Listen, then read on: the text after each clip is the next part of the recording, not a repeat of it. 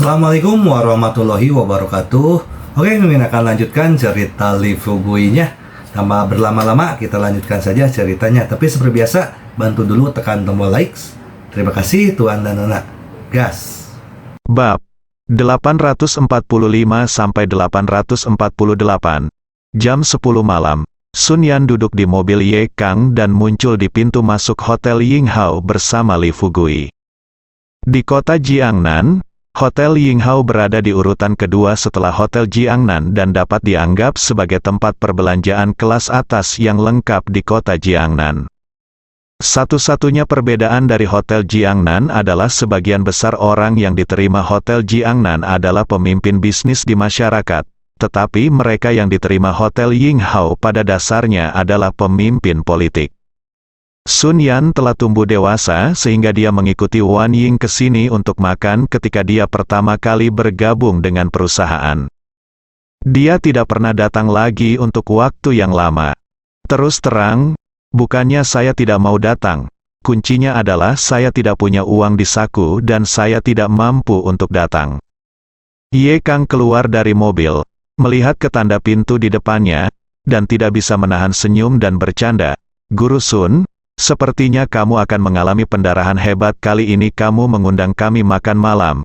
Haha, saya benar-benar khawatir untuk makan di tempat ini. Kamu akan miskin selama setengah tahun. Sun Yan tersenyum malu-malu dan berkata dengan malu-malu, Tuan Muda Ye, kamu adalah orang yang hebat.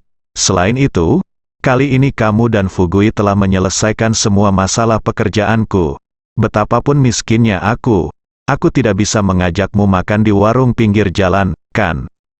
Setelah mendengar ini, agar tidak mempermalukan Sun Yan, dan tidak memberikan beban psikologis apapun pada gadis itu, Lee Fugui berkata sambil tersenyum, jangan bilang, aku punya masalah, aku tidak suka makanan di hotel besar, jadi saya menyukainya, makanlah barbeque dari warung pinggir jalan.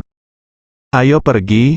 Jika Anda ingin Tuan Ye dan saya makan dan minum enak, undang kami untuk makan barbeque dari warung pinggir jalan sekarang. Tentu saja, jika Anda hanya ingin untuk mengungkapkan rasa terima kasihmu, maka kami akan pergi ke sini untuk makan. Lagi pula, aku sudah menjelaskan kepadamu, kami pasti tidak akan senang setelah makan di sini. Ki Kuai Kui Ji Ye. Kang sekarang memanggil saudara Lee Fugui. Tapi nyatanya dia menganggap Lee Fugui sebagai kakak laki-laki tertua di hatinya. Setelah Lee Fugui selesai berbicara, Ye Kang buru-buru berkata sambil tersenyum, ya, kami ingin makan, jadi ayo kita pergi ke warung pinggir jalan untuk barbeque. Hehe, hanya tempat seperti itu yang memiliki kembang api. Kalian berdua berkata sesuatu kepadaku. Saat mereka berdebat, gadis yang bertanggung jawab atas resepsi di pintu, Men Ying, memasang ekspresi jijik di wajahnya dan berkata dengan dingin, teman-teman, jika kamu ingin makan di warung pinggir jalan, kamu sudah pergi ke tempat yang salah, berbalik dan belok kiri, bukan di sini, ganggu bisnis kita. Penampilan ini membuat Lee Fugui semakin tidak senang, bukan hanya Ye Kang yang tidak senang karenanya. Dengan cibiran di bibirnya, Ye Kang hendak melangkah maju, tapi dia tidak ingin ditarik kembali oleh Lee Fugui. Kemudian dia meminta mereka berdua pergi ke tempat parkir dan menunggunya. Setelah kedua orang itu pergi, dia mendatangi Nona Menying sambil tersenyum dan berkata-kata demi kata, maksudmu, kita tidak mampu makan di sini. Nona Menying cukup pandai berbicara, dan dia tampak tersenyum tetapi tidak tersenyum. Dia selesai. Tentu saja Anda mampu membelinya. Sup mie ayam emas termurah kami di sini harganya 188 semangkuk. Anda bisa mencobanya. Implikasinya adalah, artinya Lee Fugui dan yang lainnya hanya mampu membeli mie di sini. Lee Fugui tersenyum tenang, tidak marah, dan berkata kepadanya sambil tersenyum, oke, bagus sekali, aku akan mengingatmu. Setelah mengatakan itu, Lee Fugui mengeluarkan ponselnya dan langsung menghubungi nomor Gao Yunru. Faktanya, Lee Fugui sudah lama memiliki ide untuk mengembangkan industri di kota Jiangnan. Setelah industrinya berkembang di Kabupaten Qinglong, cepat atau lambat dia akan ditempatkan di kota Jiangnan. Terakhir kali keluarga Lin dan keluarga Zheng menawarinya properti, dia menolaknya. Sekarang dia datang untuk tinggal di kota Jiangnan. Meskipun ada banyak tempat di mana dia bisa tinggal tanpa mengeluarkan uang, itu bukan miliknya. Hotel Yinghao di depannya ini letaknya strategis, dan dia juga mengetahuinya dengan baik. Jika dia bisa mengubah tempat ini menjadi miliknya sendiri, dia akan bisa berteman dengan banyak petinggi politik di masa depan, yang akan memudahkannya, baginya untuk mengembangkan usahanya. Segera, Gao Yunru menjawab telepon. Sebelum Li Fugui dapat berbicara, Gao Yunru mengeluh dengan marah, katakan padaku, ada apa? Li Fugui tersenyum genit dan berkata, aku merindukanmu. Gao Yunru dapat berpikir bahwa Li kata-kata Fugui murni untuk membuatnya bahagia. Namun meski begitu, kata-kata ini tetap berguna baginya. Nada yang tadinya dingin tiba-tiba menjadi lembut, benarkah? Li Fugui mengangguk dan berkata, tentu saja itu benar. Gao Yunru berkata penuh harap, kalau begitu datanglah padaku. Li Fugui tersenyum canggung, berkata, aku tidak di sekolah sekarang, aku pasti akan datang menemuimu setelah aku menyelesaikan urusanku baru-baru ini. Gao Yunru mungkin juga tahu bahwa jika Li Fugui meneleponnya saat ini, pasti ada sesuatu yang serius untuk dibicarakan, dan dia juga ada di sana. Sekarang dia sibuk dengan pekerjaan dan tidak punya waktu untuk terus berbicara omong kosong dengan Li Fugui. Jadi dia berkata dengan serius, oke, katakan padaku apa yang ingin kamu katakan, kamu orang jahat. Aku hampir terlalu sibuk, dan aku masih punya waktu untuk menelepon dan membicarakan hal ini. Bekas. Li Fugui berbalik lagi, melirik ke sepanjang Hotel Yinghao, dan kemudian berkata sambil tersenyum, setelah merekrut pekerja, Anda meluangkan waktu untuk merobohkan Hotel Yinghao, Gao. Yunru terkejut dan buru-buru bertanya, hah, bongkar Hotel Yinghao? Li Fugui berkata terus terang, ya, Anda dapat memikirkan metode spesifiknya. Saya tidak peduli berapa biayanya. Bagaimanapun, saya ingin untuk menjadikan tempat ini sebagai aset atas namaku. Gao Yunru terdiam selama beberapa detik, lalu berkata dengan serius, sudahkah kamu memikirkannya? Li Fugui menjawab dengan tegas, aku sudah memikirkannya. Gao Yunru jangan buang kata-kata dan langsung setuju.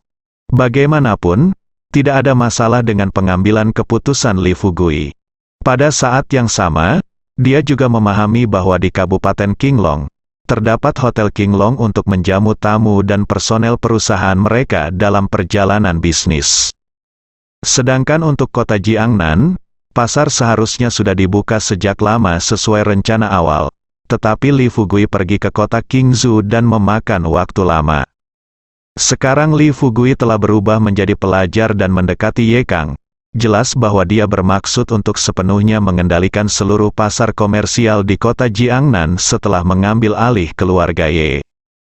Oleh karena itu, dia tidak terkejut jika Li Fugui merobohkan Hotel Pahlawan karena alasan apapun. Selesai dalam beberapa kata, Li Fugui memandang Nona Menying lagi dan berkata sambil tersenyum, katakan lagi, tolong ingat saya, Nona Menying. Langsung tertawa, dia berjongkok di tanah sambil memegangi perutnya dan tersenyum kepada orang-orang di sebelahnya dan berkata, apakah kamu mendengar itu? Hahaha, aku tertawa terbahak-bahak, dia, anak malang di sini yang bahkan tidak mampu makan, dan sekarang dia menelepon. Haha. Dia ingin mengambil alih Yinghao kita hotel. Li Fugui terlalu malas untuk melakukan apapun, berdebat. Dia berbalik dan pergi. Setelah sampai di tempat parkir, ia melihat sekeliling dan hendak mencari keberadaan Sun Yan dan Ye Kang. Tanpa diduga, Ye Kang terlebih dahulu berseru dan berteriak kepada Li Fugui, saudaraku, hati-hati, begitu dia selesai berbicara. Bayangan hitam, seperti kilat, bergegas menuju Li Fugui. Li Fugui terdiam beberapa saat, hanya dengan satu pandangan. Dia dapat melihat bahwa pihak lain hanyalah seorang prajurit kuno di tahap awal Anjin. Seorang prajurit kuno dengan kekuatan seperti itu sebenarnya ingin menyerangnya secara diam-diam. Bukankah ini mencari kematian? Ketika bayangan hitam hendak menyentuhnya, Li Fugui mengedarkan energi spiritualnya dan mengayunkan telapak tangannya. Terdengar suara keras, dan bayangan hitam melayang 7 atau 8 meter jauhnya seperti daun yang berguguran. Li Fugui tidak berhenti sama sekali, dan menggunakan kekuatan rahasianya untuk bergegas menuju bayangan hitam seperti kilat. Bayangan hitam itu ingin berjuang untuk bangkit, namun Li Fugui menginjak punggungnya. Saat kaki Li Fugui terus mengerahkan tenaga, pria itu akhirnya mengeluarkan erangan yang menyakitkan. Li Fugui mencibir dan bertanya, "Katakan padaku, siapa kamu? Siapa yang memintamu datang?" Menghadapi pertanyaan Li Fugui, pria itu mengertakkan gigi dan tetap diam. Adapun Ye Kang, yang bersembunyi di balik mobil, melihat Li Fugui telah menstabilkan situasi. Dia segera berteriak kepada Li Fugui, "Saudaraku, jangan khawatir tentang bajingan ini untuk saat ini, ikat dia, dan cepat lihat Guru Sun." Ternyata, dalam perjalanan ke sini, mereka sudah diawasi. Setelah pihak lain menunggu Li Fugui dan yang lainnya meninggalkan tempat parkir, prajurit kuno itu duduk di dalam mobil dan menunggu dengan tenang. Saya pikir Li Fugui akan kembali bersama Sun Yan dan yang lainnya. Tetapi tanpa diduga, satu-satunya orang yang datang adalah Ye Kang dan Sun Yan. Pintu mobil terbuka, dan ketika prajurit kuno melihat bahwa dia ditemukan, dia memanfaatkan situasi tersebut dan pukul dada Sun Yan. Untungnya, perintah yang diberikan kepada prajurit kuno ini hanya untuk membunuh Li Fugui dan tidak melibatkan orang lain. Jadi Sun Yan selamat karena keberuntungan, namun cedera serius tidak bisa dihindari. Mendengar teriakan Ye Kang, Li Fugui panik dan menendang prajurit kuno itu hingga pingsan, dan dia dengan cepat bergegas ke belakang mobil. Saat ini, Sun Yan sedang koma, wajahnya pucat, dan ada noda darah merah di sudut mulutnya. Li Fugui memanfaatkan situasi ini dan mencubit pergelangan tangan Sun Yan. Setelah menemukan metode pengobatan melalui buku medis, dia segera meratakan Sun Yan. Setelah orang lain terbaring di tanah, dia berkata kepada Ye Kang, "Tuan muda Ye, jangan biarkan siapapun melihatmu, kemarilah." Ye Kang mengangguk dan segera melihat sekeliling dengan ekspresi waspada di wajahnya. Untuk membantu Sun Yan sembuh secepatnya, Li Fugui berjongkok di samping Sun Yan, mengulurkan tangannya, dan melepas kancing mantel Sun Yan dengan sedikit tenaga. Dalam waktu kurang dari 2 detik, Li Fugui telah melepas semua pakaian di tubuh bagian atas Sun Yan. Pada 2 menara berwarna putih tersebut, terlihat jelas bekas telapak tangan berwarna merah di sisi kiri. Li Fugui tidak peduli untuk mengagumi pemandangan indah di depannya sekarang. Dia dengan tenang mencoba untuk menenangkan diri sebanyak mungkin, mengulurkan jari-jarinya, dan menekan ringan bagian atas telapak tangan tengah. Melihat tidak ada perasaan khusus lain yang datang dari posisi merah dan bengkak, Li Fugui menurunkan mentalnya. Hitung. Yang paling dia khawatirkan saat ini adalah tulang rusuk Sun Yan patah oleh telapak tangan lawan. Jika ini masalahnya, dia akan mengirim Sun Yan ke rumah sakit untuk dioperasi sesegera mungkin. Untung saja tidak ada masalah pada tulangnya, namun jantung dan paru-parunya rusak akibat hantaman keras tersebut. Situasi ini mudah untuk ditangani. Setelah dengan lembut menarik pakaian Sun Yan untuk menutupi 2 bunga putih yang menjulang tinggi, Li Fugui mengeluarkan cairan ibu roh hitam yang dibawanya dan dengan lembut menjatuhkan 2 tetes ke bibir Sun Yan. Setelah cairan induk Black Spirit masuk ke mulut Sun Yan, Li Fugui membantunya berdiri dan memijat punggung Sun Yan. Kurang dari 3 menit, Sun Yan, yang awalnya pucat dan sekarat, membuka matanya dan bertanya dengan rasa ingin tahu, "Fugui, apa yang terjadi? Bayangan hitam baru saja menimpaku. Ada apa dengan pakaianku?" Sun Yan melihat ke arah pakaiannya benar-benar robek, wajahnya memerah sampai ke akar lehernya, dan buru-buru bertanya pada Li Fugui dengan keras. Mendengar nafas Sun Yan ketika dia berbicara saat ini, Li Fugui mengambil tangannya dan berkata sambil tersenyum, "Kamu baru saja terluka. Saya di sini untuk membantumu menyembuhkan. Itu merusak pakaianmu. Aku akan membelikanmu yang baru besok." Pikiran Sun Yan sedikit bingung. Saat ini, dia tidak tahu apakah dia harus menyalahkan Li Fugui. Namun, sebelum dia bisa menenangkan pikirannya, Li Fugui tiba-tiba mendengar suara mendesis. Ketika dia bangun, dia segera bergegas menuju prajurit kuno yang telah pingsan olehnya. Orang yang jatuh ke tanah sudah mati.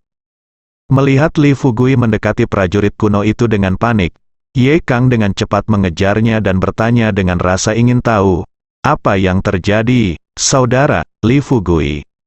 Memandang prajurit kuno yang tertembak jarum beracun, mengerutkan kening dan berkata, "Itu sepertinya seseorang sedang menguji kekuatanku. Haha, Tuan Ye, selamat untukmu, Ye Kang."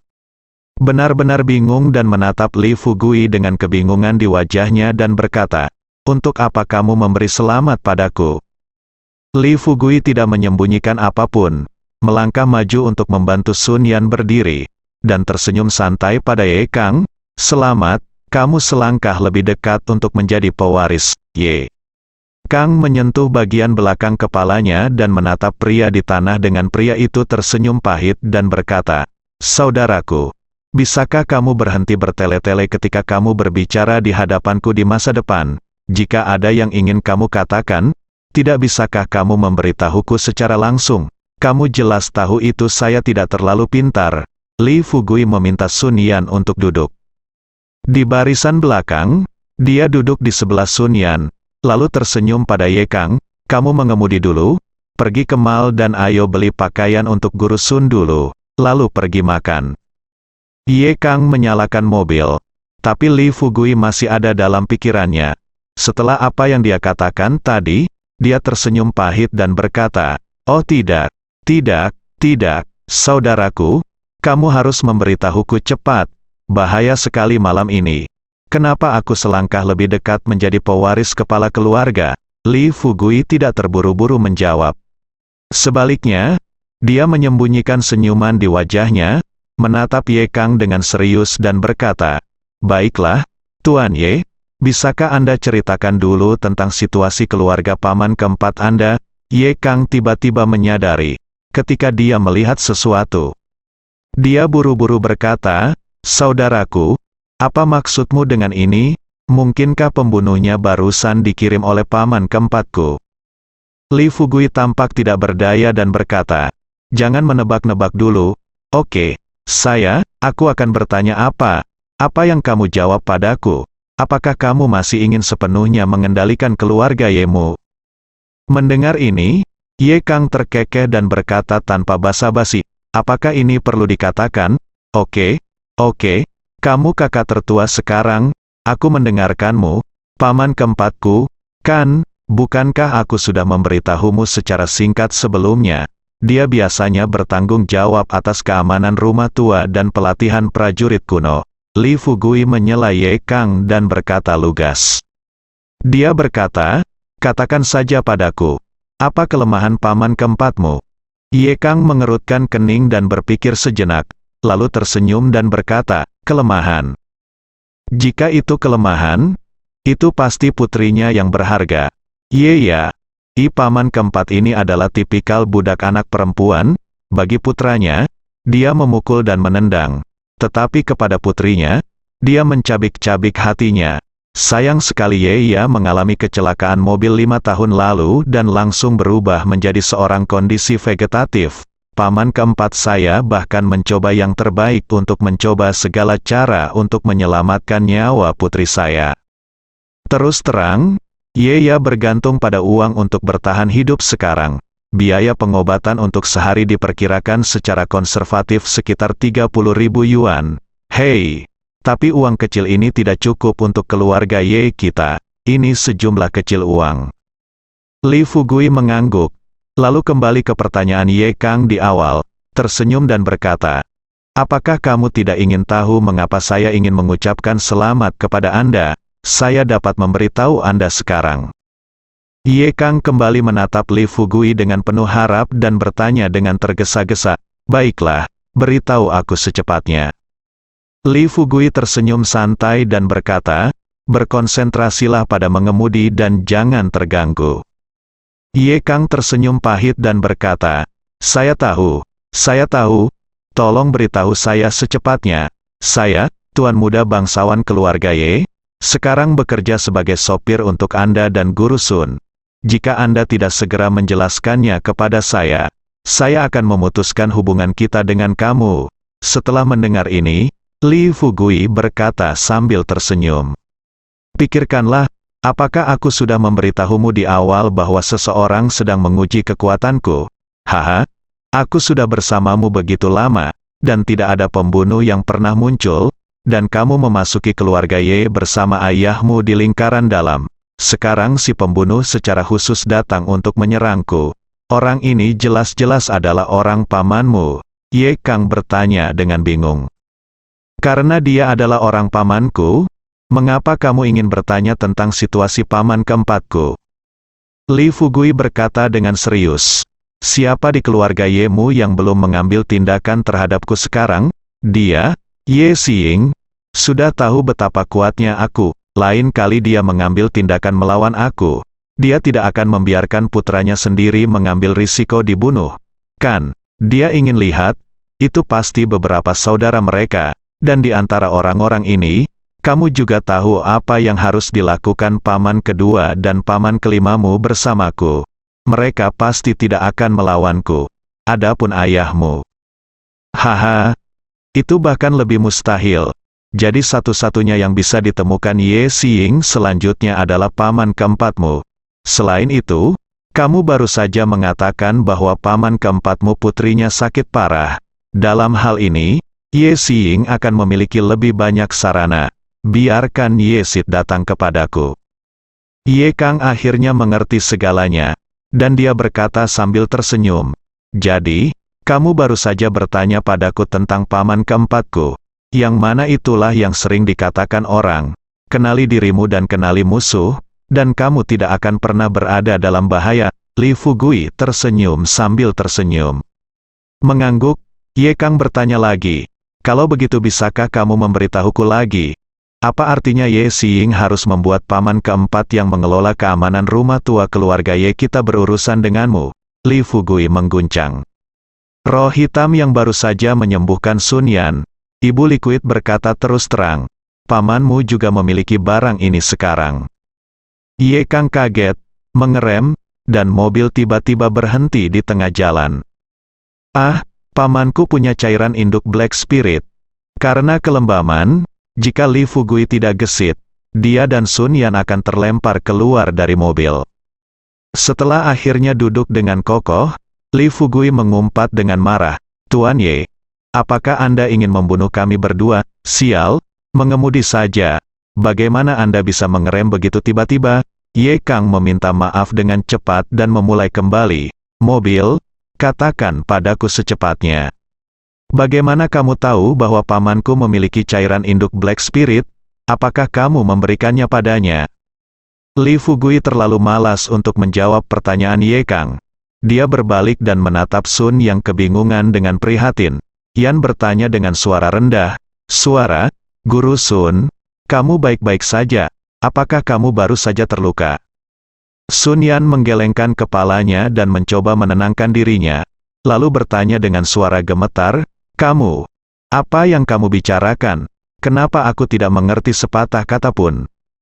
Tentu saja, mengingat situasi keluarga Sun Yan, wajar jika dia tidak memahami apa yang dibicarakan Li Fugui dan Ye Kang. Melihat Sun Yan bertanya, Li Fugui tersenyum tipis dan menyentuh wajah tampan Sun Yan dengan tangannya. "Sebaiknya kamu tidak mengerti. Jika kamu mengerti, itu mungkin akan membawamu masalah yang tidak perlu." Mengatakan itu, Ye Kang tidak bisa membantu tetapi dengan ragu-ragu bertanya lagi, "Saudaraku, Saudara Li, apa maksudmu? Setelah kamu menghilangkan keraguan di pikiranku, aku akan mengirim kamu dan Guru Sun ke hotel untuk memesan kamar. Lalu kalian berdua ingin tidak peduli betapa menjijikkannya itu. Sun Yan tersipu sampai ke akar lehernya, tapi dia mengerti kalimat ini. Sebelum Li Fugui bisa mengatakan apapun, Sun Yan berkata dengan wajah memerah, "Tuan Ye, saya gurumu, dan saya tidak akan membiarkan Anda menggodaku seperti ini." Li Fugui berkata setengah bercanda, dia kentut. Hanya tinggalkan dia sendiri, dia mengatakan ini. Tapi kemudian Li Fugui menjelaskan kepada Ye Kang, "Saya menggunakan cara lain untuk memberi pamanmu sebotol cairan induk Black Spirit ketika saya pertama kali datang ke kota Jiangnan, itu saja." Ye Kang benar-benar lega. Dia akhirnya tahu kenapa Li Fugui memberikan cairan induk Black Spirit kepada begitu banyak orang tetapi tidak kepada dia dan ayahnya. Kalau dipikir-pikir, meskipun hal semacam ini adalah harta karun, sudah pasti merupakan bencana bagi setiap keturunan keluarga Ye yang ingin menjadi pewaris kepala keluarga Ye.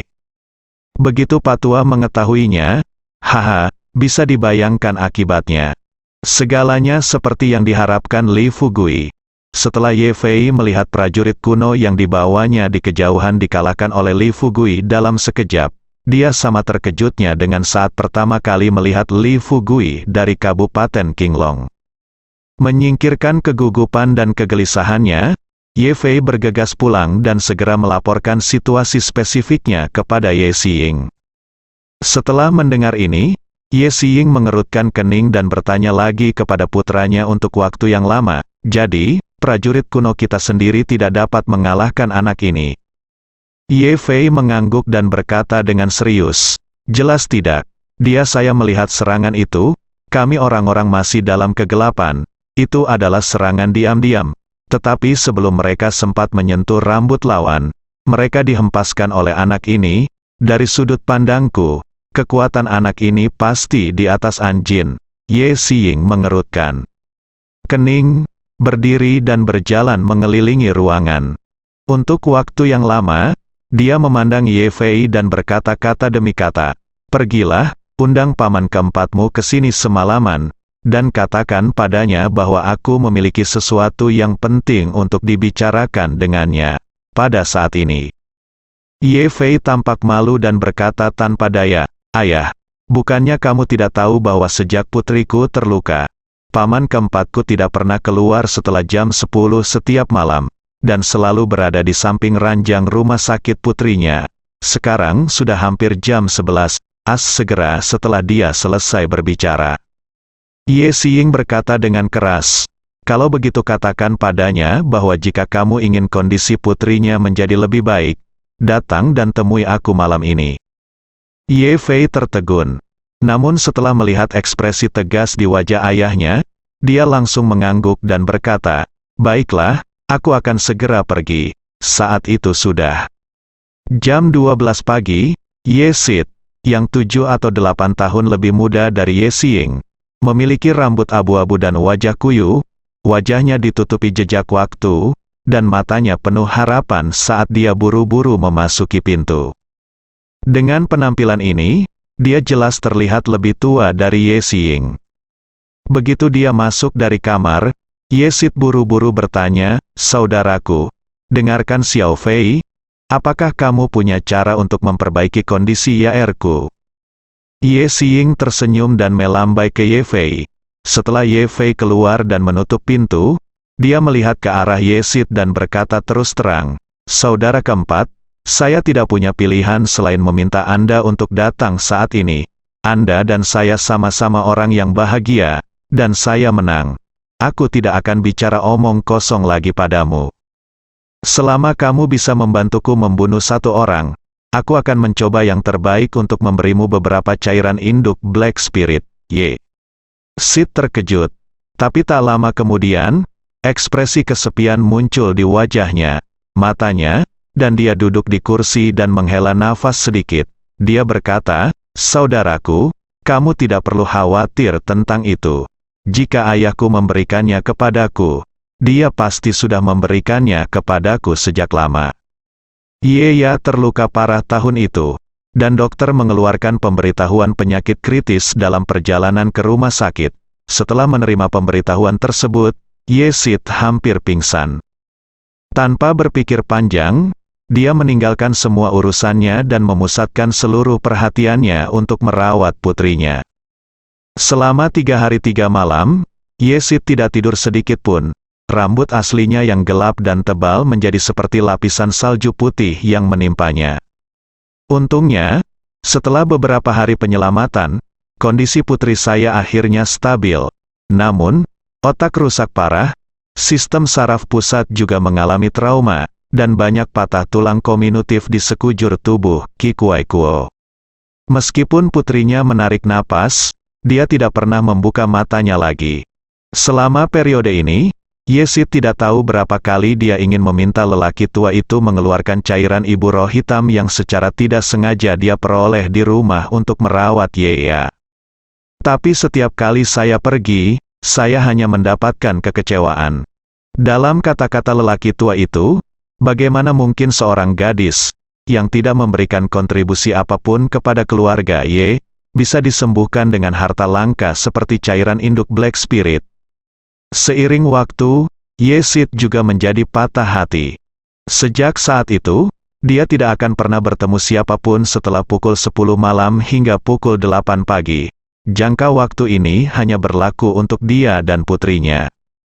Tapi malam ini, ketika Yezid mendengar Ye Fei berkata bahwa ayahnya punya cara untuk menghidupkan kembali Yeya, Yezid sangat gembira dan penuh harapan. Namun, ketika dia mendengar kata-kata cairan ibu roh hitam dari mulut Ye Xiying, dia sangat kecewa lagi. Coba pikirkan, lelaki tua itu sekarang menganggap cairan induk Black Spirit lebih berharga daripada nyawanya. Bagaimana dia bisa memberikan ini kepada Ye Xiying? Ye Xiying melihat ekspresi kecewa di wajah kakaknya, dia tersenyum tipis, membuka kompartemen rahasia di ruangan itu, dan mengeluarkan cairan ibu roh hitam yang tersembunyi di dalamnya.